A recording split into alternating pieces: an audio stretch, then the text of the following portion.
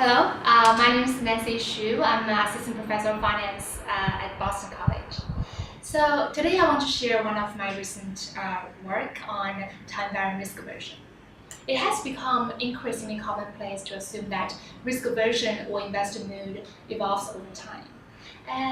But the literature hasn't reached an agreement on a reliable measure of risk aversion, and to be more specific, market-wide risk aversion or aggregate risk aversion.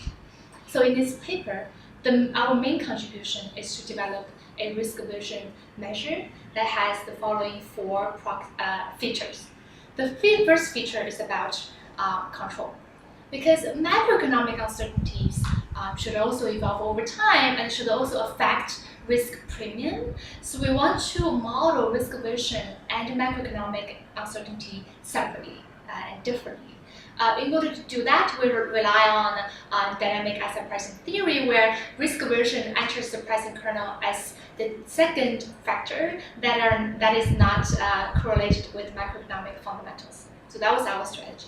The second feature is that we impose pricing consistency across two major risky asset classes, equity and corporate bond markets. So that can be considered as an innovation because right now the literature focuses on one particular asset classes over another. The third feature is that we introduce nonlinearities into the economy or non-Gaussianity into the economy through both price of risk and amount of risk channels.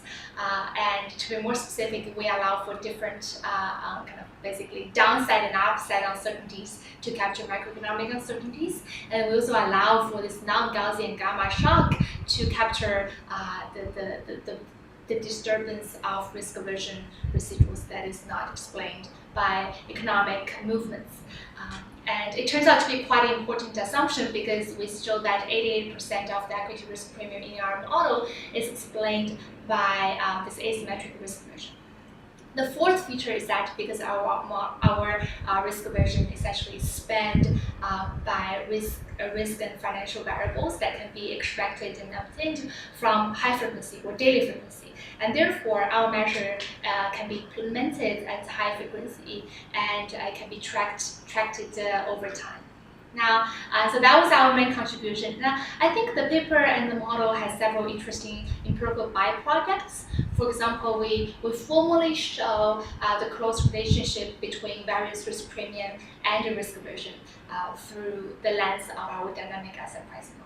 I think that support a lot of the theories out there in the literature that where they suggest the variance risk premium can be quite informative about risk aversion.